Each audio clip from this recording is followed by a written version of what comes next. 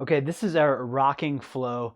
This is an awesome place to do mobility from, and there's a lot of variations that we can do as we do this. So we're going to start off in the rocking position, and what you're going to look for is your feet, or I'm sorry, your knees are about shoulder width apart, and you're going to start with your toes tucked or curled under, so you're on the ball of your foot.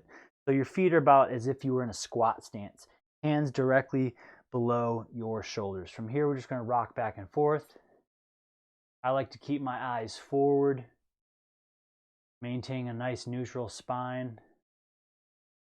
And in terms of reps here, with all of these exercises, you can do what feels comfortable, but I think a good rule of thumb is about 5 to 10 reps on each. Now, once I've gotten about 10 or so reps on in the rocking position, with my toes curled, I'm going to go into a toes pointed position.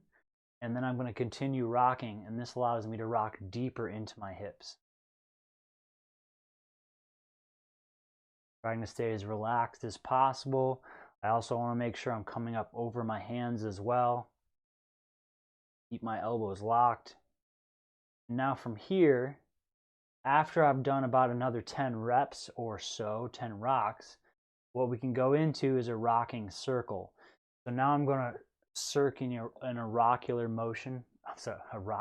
circular motion. From here, I'm just going to do 5 circles in each direction. And what I'm doing is imagining my belly button is creating a big circle here on the ground.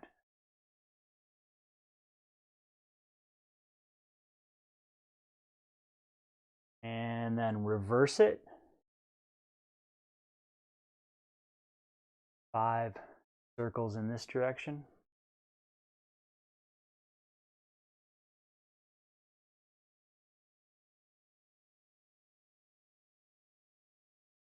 Okay.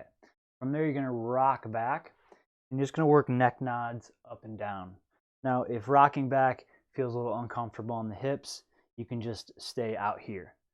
So we're going to go up and down, neck nods. About 10 reps is good.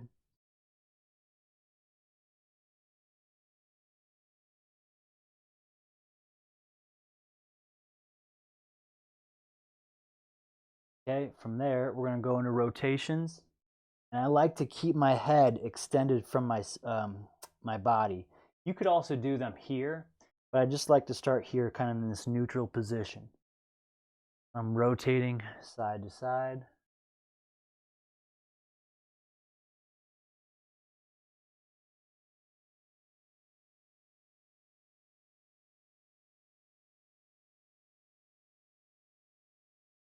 Now we can laterally tilt from side to side. So I'll show you from 2 different angles.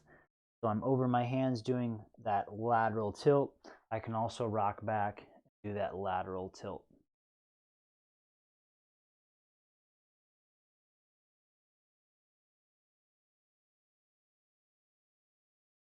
Okay, so now I like to rock back as far as I can into my hips, so I'm getting a lot of hip mobility, passive hip mobility. And so now I'm kind of in this upright position. I'm going to reach across and grab my ribs. I'm going to push away and rotate.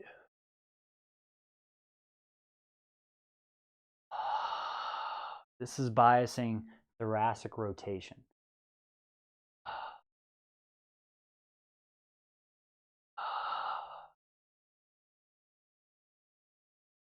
I tend to go about 5 reps. 1. Each time I'm trying to rotate a little bit more. Switch.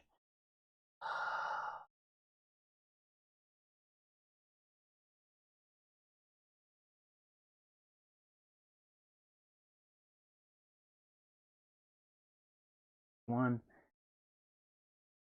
Awesome. Now we come back over the hands again. I like to bring my knees in underneath my hips. And now we're going to go into that segmented cat-cow, where I start to curl that tailbone under one by one, and then I start to round through the rest of my spine, and my head is the thing that trails.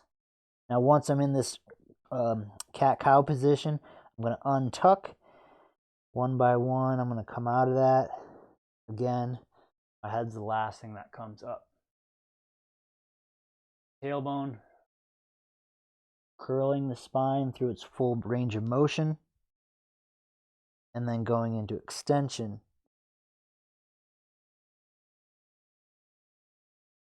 We call this segmented cat-cow because unlike the regular cat-cow, we're just moving the whole spine as one.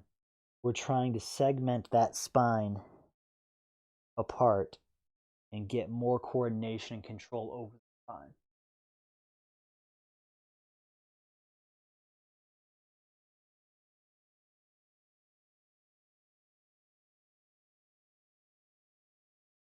Last one.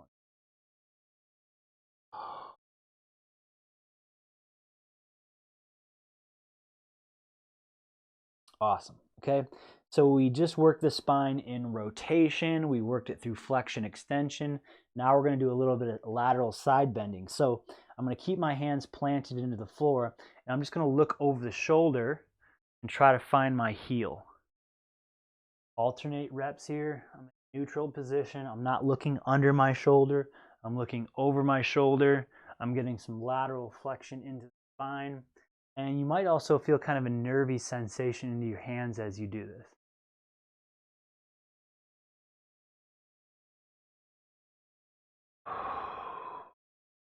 It's okay if you can't find your heels. It's having the intention to find your heels.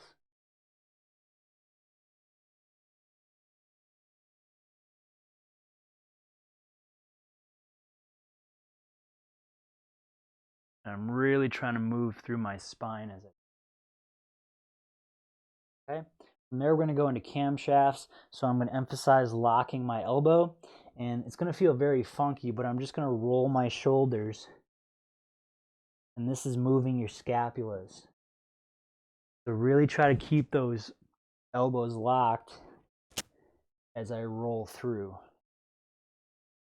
And if it helps, you can kind of externally rotate your hands a little bit. Sometimes that helps. You even go a little bit wider with your hands if you need to. 5 to 10 circles in each direction. Reverse. One direction always feels a little bit weirder than the other direction.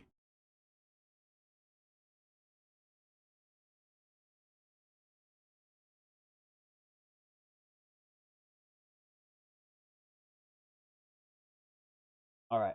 So from here, what we're going to do is you can kind of reset your wrists if you need to, but we're going to go into more hip-biased sequencing here. So what we're going to do here is keep the keep the knees directly underneath your hips. All you're going to do is lift your feet off the ground, and what we call this wagging the dog. So we're kind of getting some movement through the femurs and through the pelvis, and you can go the opposite direction. So we're getting a little bit more flexion through the spine. Well, it wouldn't be the opposite direction, it'd be same. So I'm trying to, boom, bring my feet and my heels up towards my shoulders. Boom, the other side. Or you can just focus on that lower body. So we call this wag the dog. This is working more through the lumbar and the pelvis and sacrum area.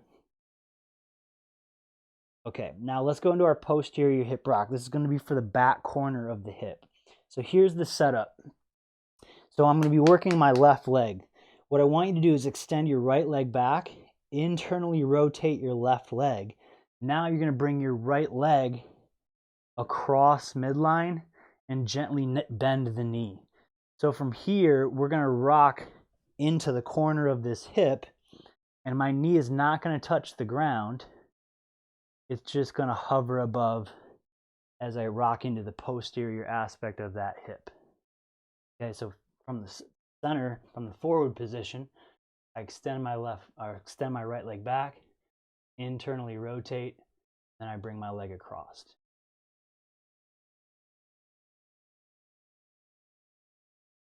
And that's working into that corner aspect of that hip.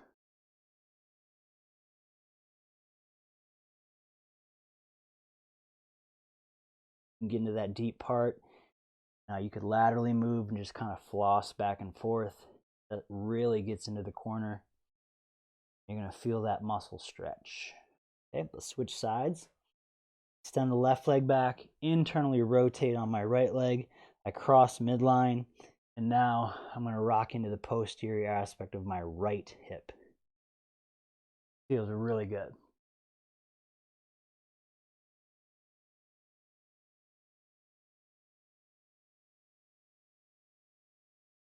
Now I can go back to that corner and just kind of work the hip back and forth, flossing the corner of that hip.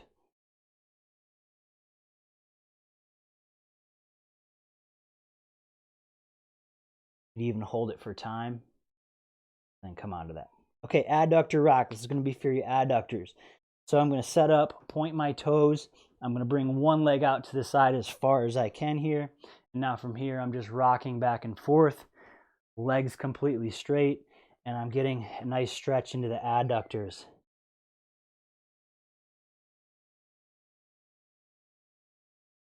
So after we do this, we're going to go into what's called kind of a thoracic rotation, or a zenith, I call it. And it's in a very awkward position. It's going to challenge you. So I'm going to rock back as far as I can. Now, whatever leg is extended here, I'm going to bring that same arm up behind my head. I'm going to rotate down, rotate up and push.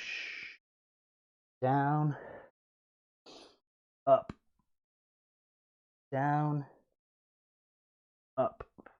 Two more. Last one. Switch sides. Show you from a slightly different angle here. Send that leg out to the side. Now I'm in that adductor rock. One little kind of adjustment or tweak to this is you could open up that foot and rock a little bit deeper if you want to. So you're going to feel it a certain way as you do this. This is more the adductors. And it's going to change slightly how you feel it if you go into what's called this kind of Cossack rock. Okay, so now I find that deep position. We go into that zenith rotation.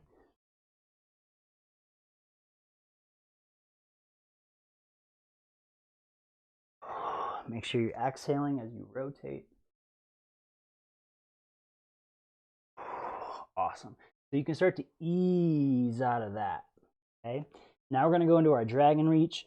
So I'm coming back to that regular rock position. I'm going to walk my hands forward so I'm in like this modified push-up. Bring one foot up next to your hand. Now we go into an elbow reach on that same side as the foot's up. And then a big windmill up. Up and around. Come back. Elbow to the floor, trying to open up the inside of that hip. Big windmill up. I'm pushing the floor away with my right hand and getting a bunch of rotation and movement through my shoulder. You'll see it better when I switch sides, but I'm also getting a nice hip extension on my down leg. Okay, so now switch. Bring that foot up next to your hand, what we call this mountain climber position. Elbow to the floor. Big windmill up and around. Elbow to the floor.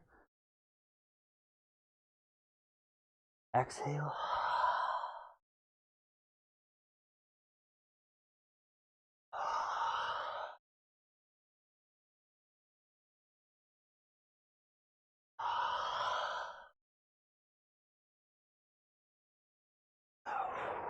Ease out of that. I'm going to switch sides again because what we're going to do is go into a hamstring bow. So I come back into this position. This foot's going to stay planted to the floor. All I'm going to do is rock back until I feel that stretch through the hamstrings. And what I'm trying to do is not round through my spine. I'm trying to open so I'm in a proper position. Come forward, rock back, feel the hamstrings. For me personally, I feel this all the way up into the insertion of my glute. You might feel it differently. That's okay. Do what you can.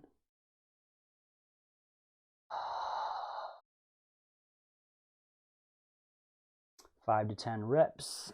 Switch sides. All position. rock back, rock back. You want to try to kind of tilt your hips back, not tuck under, tilt back. That's going to give you a better stretch into that hamstring.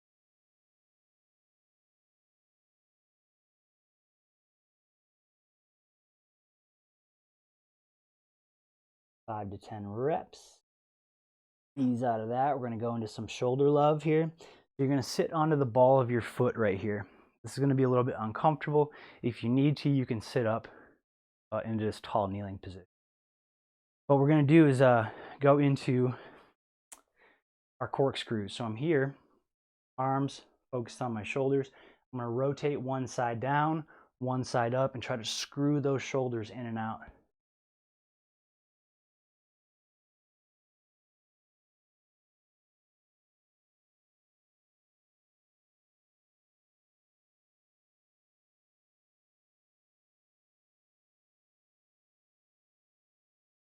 Okay, so now you can do is you can come up out of that and you can go into this tall kneeling position, or you could stay going into a heel sit, or you could go into a ball of foot sit. It's up to you. But what we're going to do here is work into these. Let me turn my hat around. We're going to work into these reaches. So it's alternating hand reach. And you're trying not to glide up your back and make contact. You're trying to keep your hands off of your shirt, off of your back, and try to reach as far as you can. And trying to touch your fists to each other.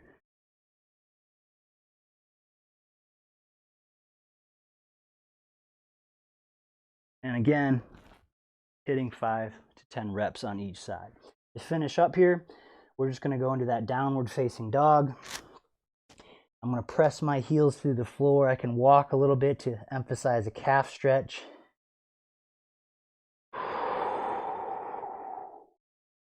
Now in this position, you have a couple choices. You can just hold both heels down here, or you can emphasize the stretch in one calf. You could hold this for about 30 seconds on each side, or you can hold both legs pressing through the floor. And then to finish, all you're going to do is you're going to push back into that kind of dangle position where we get some decompression on the spine. Bend the knees, slowly roll up to the standing position. And that is our rocking flow, just one option in terms of the rock. So move through that, pause as you need to.